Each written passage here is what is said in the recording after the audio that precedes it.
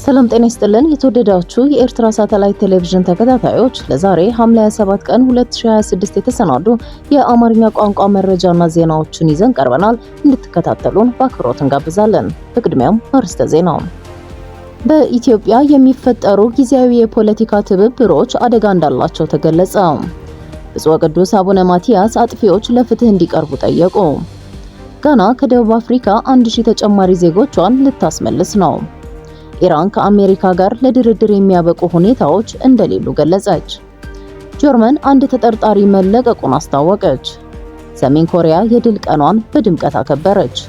ወደ ዝርዝር ዜናዎቹ እናልፋለን። ቆይታችሁን ከኛ ጋር እንድታደርጉ በአክብሮት እንጋብዛለን።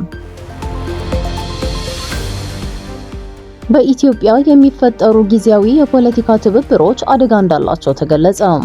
ፖለቲከኛ አቶ ጃዋር መሐመድ ቲክቶክ ላይ በተዘጋጀ የውይይት መድረክ ላይ ትናንት ሐምሌ 26 ባደረጉት ንግግር በኢትዮጵያ ታሪክ ውስጥ የሚፈጠሩ ጊዜያዊ የፖለቲካ ትብብሮች ያላቸውን አደጋ፣ አሁን ላይ ሀገሪቱ ስለሚያስፈልጋት የፖለቲካ ራዕይ እንዲሁም ከኤርትራ ጋር ስለሚኖረው ቀጠናዊ ትስስር ሰፋ ያለ ትንታኔ ሰጥተዋል። በኢትዮጵያ ታሪክ ውስጥ ንጉሱን በመቀጠልም ደርግን ለመጣል የተፈጠሩት የፖለቲካ ትብብሮች ጊዜያዊ ጠላትን ከማስወገድ ባለፈ ዘላቂ መፍትሄ እንዳላመጡ አቶ ጃዋር ተናግረዋል። ደርግን ለመጣል የተፈጠረው ትብብር የአማራውን ልሂቅ በማግለሉ አዲስ የፖለቲካ ትርክት እንደወለደ ሁሉ ከ2018 እስከ 2020 የነበረው ትብብርም ትግራይን በማግለሉ ሀገሪቱን ወደ ጦርነት ማስገባቱን አስታውሰዋል። በአሁኑ ወቅትም የማዕከላዊ መንግስቱን ውድቀት ተከትሎ አብይን ለመጣል ብቻ ተብለው የሚፈጠሩ ትብብሮች ከፍተኛ አደጋ እንዳላቸው ያስጠነቀቁት ፖለቲከኛው የፖለቲካ ኃይሎች መንግስትን ከመጣል ባለፈ ከአብይ አህመድ ወይም ከብልጽግና በኋላ የምትመጣው ኢትዮጵያ ምን አይነት አስተዳደርና ማህበራዊ አደረጃጀት ይኖራታል በሚለው ዘላቂ ራዕይ ላይ አስቀድመው ሊወያዩና ስምምነት ላይ ሊደርሱ እንደሚገባ አሳስበዋል። ይህ ካልሆነ ግን ሀገሪቱ ወደ ሌላ አዲስ የትርምስ አዙሪት ውስጥ እንደምትገባ አስጠንቅቀዋል። የፖለቲካ ምህዳሩ መዘጋትና የውጭ ጣልቃ ገብነትን በተመለከተ ባነሱት ሀሳብ የፖለቲካ መድረኩ ዝግ በሚሆንበት ጊዜ የሰላማዊ ትግል አማራጭ ቦታውን ለጠመንጃ እንደሚያስረክብ ገልጸዋል። የትጥቅ ትግል የጀመረ ማንኛውም ኃይል ደግሞ የጦር መሳሪያ ድጋፍ ለማግኘት ሲል ከሌሎች የውጭ ኃይሎች ጋር ለመተባበር እንደሚገደድ አብራርተዋል። ኢትዮጵያ ውስጥ ያሉት የውስጥ ቀውሶች ለግብጽ የውጭ ፖሊሲ ትልቅ ክፍተት መፍጠራቸውን የጠቆሙት አቶ ጃዋር ግብጽ የኢትዮጵያን የውስጥ ቀውስ የማባባስ ከጎረቤት ጋር የማጋጨትና ዓለም አቀፍ ፋይናንስ እንዳታገኝ የማድረግ ስትራቴጂን እየተከተለች መሆኗን አስታውቀዋል። በተጨማሪም ኢትዮጵያ በሱዳን ጉዳይ ላይ የተከተለችው የተሳሳተ አካሄድ ሱዳን ከኢትዮጵያ አማጽያንና ከኤርትራ ጋር እንድትሰለፍ መግፋቱን ተናግረዋል። ከኤርትራ ጋር ሊኖር ስለሚገባው ልዩ ግንኙነት ሰፊ ማብራሪያ የሰጡት አቶ ጃዋር ኢትዮጵያና ኤርትራን እንደ ባዕድ ሀገር ማየት ስህተት መሆኑን ጠቅሰው የሁለቱ ሀገራት ግንኙነት ያላለቀ ፍቺ መሆኑን ገልጸዋል። የሁለቱ ሀገራት የሀገረ መንግስት ግንባታና የደህንነት ስጋት እስካልተፈታ ድረስ የኤርትራም ሆነ የኢትዮጵያ ሰላም እውን ሊሆን እንደማይችል አስምረውበታል። የሁለቱ ሀገራት ኢኮኖሚና ሰላም በእጅጉ የተሳሰረ መሆኑን በማንሳትም የኢትዮጵያ ኢኮኖሚ እንዲያድግ በምስራቅ አሰብን በሰሜን ደግሞ ምጽዋን ማግኘት ግድ እንደሚለው ሁሉ በኤርትራ በኩልም ኢኮኖሚዋን ለማሳደግ የኢትዮጵያን ሰፊ ገበያ ማግኘት የግድ እንደሚያስፈልጋት አስረድተዋል። የትውልድ ከቀድሞዎቹ የኢህአዴግ ኦነግና ህወሓት የፖለቲካ ትርክቶች ወጥቶ በሰፊ ሀገራዊና ቀጠናዊ ትስስር ላይ ሊያስብ እንደሚገባም ጥሪ አቅርበዋል። አሜሪካና እንግሊዝ እንዳላቸው አይነት ልዩ ግንኙነት በኢትዮጵያና በኤርትራ መካከል ሊገነባ እንደሚገባ ያሳሰቡት ፖለቲከኛው የሁለቱ ሀገራት ማህበራዊ፣ ፖለቲካዊ፣ ኢኮኖሚያዊና የደህንነት ጉዳዮች ቀስ በቀስ ካልተሳሰሩ በስተቀር ሁለቱም ሀገራት የህዝባቸውን ህልም ማሳካት እንደማይችሉ አስጠንቅቀዋል።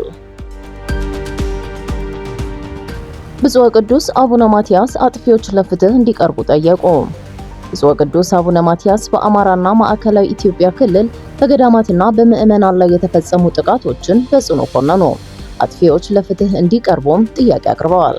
ፓትርያርኩ ሐምሌ 25 ቀን 2026 ባስተላለፉት አባታዊ መልእክት በደቡብ ወሎ ሀገረ ስብከት በቦረና ወረዳ በሚገኘው የጊዮን አባይ ገዳመ አስቄጥስ ቅድስት አርሴማ አቡነ አረጋዊና ቅዱስ ቂርቆስ የአባቶችና የእናቶች አንድነት ገዳም ላይ ሐምሌ 22 ቀን 2026 አሰቃቂ ጥቃት መፈጸሙን ገልጸዋል። በጥቃቱም የሰው ልጅንና ዓለምን ትተው በጸሎት የተወሰኑ የመናንያን መነኮሳት ሕይወት በግፍ ማለፉን፣ በርካቶች መቁሰላቸውን እንዲሁም በገዳሙና በንዋየ ቅድሳቱ ላይ ከፍተኛ ውድመት መድረሱን ከሀገረ ስብከቱ በተላከ መግለጫ በከፍተኛ ሐዘን መረዳታቸውን አብራርተዋል። በተመሳሳይ ዕለት የሀዲያና ስልጤ ሀገረ ስብከት የአምልኮ ስፍራ በኃይል መፍረሱንና በምዕመናን ላይ ጥቃት መድረሱን የጠቆሙት ፓትርያርኩ ድርጊቶቹን በፍጹም ተቀባይነት የሌላቸውና የተወገዙ ተግባራት ሲሉ ገልጸዋል።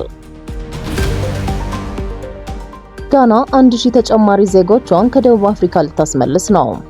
ጋና እስከ ሐምሌ 27 ቀን 2026 ድረስ 1000 የሚጠጉ ዜጎቿ ከደቡብ አፍሪካ ወደ ሀገራቸው እንደተመለሱ አስታውቃለች። በደቡብ አፍሪካ በስደተኞችና በውጭ ዜጎች ላይ ያነጣጠረ ተቃውሞ በተባባሰበት ወቅት 1000 ተጨማሪ ጋናውያን ስደተኛ ሰራተኞች ከሐምሌ 26 እና 27 በኋላ ወደ ሀገራቸው መመለስ እንደሚጀምሩ የጋና መንግስት ገልጿል።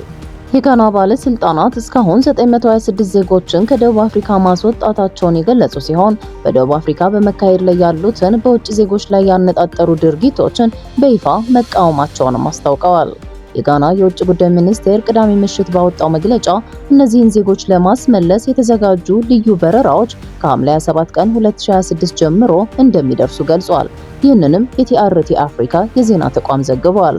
ይህም ጋና ዜጎቿን ከደቡብ አፍሪካ ለማስወጣት እያከናወነች ያለችው ዘመቻ የመጨረሻ ምዕራፍ መሆኑ ተገልጿል።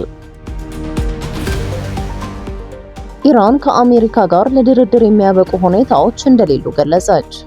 ኢራን ከአሜሪካ ጋር መልእክቶችን መለዋወጧን ብትቀጥልም በአሁኑ ወቅት ለድርድር የሚያበቁ ሁኔታዎች እንደሌሉ የኢራን የውጭ ጉዳይ ሚኒስቴር ቃል አቀባይ እስማኤል ባቃይ አስታውቀዋል።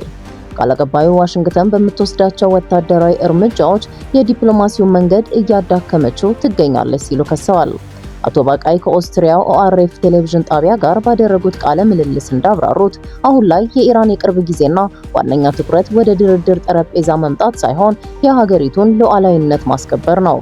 መልእክቶችን እየተለዋወጥን ነው፣ ነገር ግን አሁን ላይ ቅድሚያ የምንሰጠው የኢራንን ሉዓላዊነት፣ የግዛት አንድነትና ሕዝባችንን ለመጠበቅ ነው ሲሉ ቃል አቀባዩ አጽንኦት ሰጥተዋል።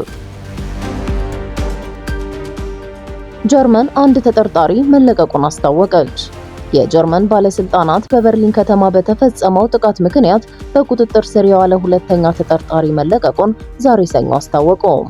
ተጠርጣሪው የተለቀቀው በጥቃቱ ተሳትፎ እንዳልነበረው በምርመራ በመረጋገጡ እንደሆነ የጀርመን መንግስት አቃቤ ሕግ ጽሕፈት ቤት ቃል አቀባይ ገልጸዋል።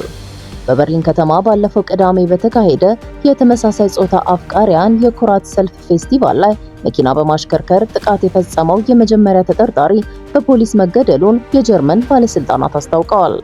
ጥቃቱ የተፈጸመው በዋና ከተማዋ ከሚገኘው የብራንደንቡርግ መግቢያ ጥቂት 100 ሜትሮች ርቀት ላይ እንደሆነ የጀርመን የአገር ውስጥ ጉዳይ ሚኒስትር አሌክሳንደር ዶብሪንት ተናግረዋል። በጥቃቱ አንድ ሰው ሲገደል 29 ደግሞ ጉዳት ደርሶባቸዋል። አብዱልቢ የተባለው ተጠርጣሪ ትናንት እሁድ የተገደለው ለ24 ሰዓታት ገደማ ከተደረገ ፍለጋ በኋላ ነው። ግለሰቡ በበርሊን የኩራት ሰልፍ ተሳታፊ የነበሩ ሰዎች ላይ በመንዳትና ሌሎችን በስለት በመውጋት ተጠርጥሯል። አብዱልቢ የፈጸመው የሽብር ጥቃት እንደሆነ የገለጹት የጀርመን ባለስልጣናት ተጠርጣሪው ከዚህ ቀደም ራሱን እስላማዊ መንግስት ብሎ የሚጠራውን ታጣቂ ቡድን ለመቀላቀል ጥረት አድርጎ እንደነበር አስታውቀዋል። ከጥቃቱ በኋላ የብራንደንቡርግ መግቢያ ትናንት እሁድ ምሽት የቀስተ ደመና ቀለማት ባለው የኩራት ሰንደቅ ዓላማ በርቶ አምሽቷል። ከመግቢያውም ላይ በርሊን የነጻነት ከተማ የሚል ጽሑፍ ይነበብ ነበር። ሰሜን ኮሪያ የድል ቀኗን በድምቀት አከበረች። የኮሪያ ዲሞክራሲያዊ ህዝባዊ ሪፐብሊክ በብሔራዊ ነጻነት ጦርነት የተገኘውን የድል ቀን ዛሬ ሐምሌ 27 ቀን 2026 በደመቀ ሁኔታ እንዳከበረች ታስኒም የዜና ወኪል ዘግቧል። ለ73ኛው ዓመት የምስረታ በዓል መታሰቢያ የሀገሪቱ መሪ ኪም ጆንግ ኡን ከከፍተኛ የፖለቲካና የወታደራዊ ባለስልጣናት ጋር በመሆን በሀገሪቱ በሚገኘው የሰማዕታት መቃብር ጉብኝት አድርገዋል። መሪዎቹ በጦርነቱ የወደቁትን ጀግኖች ለመዘከር የአበባ ጉንጉን ካኖሩ በኋላ የህሊና ጸሎት በማድረግ አክብሮታቸውን ገልጸዋል። ይህ በዓል ከ1950 እስከ 1953 የተካሄደውን የኮሪያን የእርስ በርስ ጦርነት ማክተም የሚያስታውስ ነው። መረጃው እንደሚያመለክተው በዓሉ በተጨማሪ እንደ አውሮፓውያኑ አቆጣጠር ሐምሌ 7 ቀን 1953 በፓንሙጆም የተፈረመውን የተኩስ አቁም ስምምነት ለማስታወስ የሚደረግ ክብረ በዓል ነው። የተወደዳችሁ የኢሳት አድማጭ ተመልካቾች ለዛሬ ምሽት ያዘጋጀናቸውን የአማርኛ ቋንቋ አበይት ዜናዎችን በዚሁ ፈጽመናል። በቀጣይ በሌላ የዜና ጥንቅር እስከምንገናኝ በያላችሁበት ሰላም ቆዩ።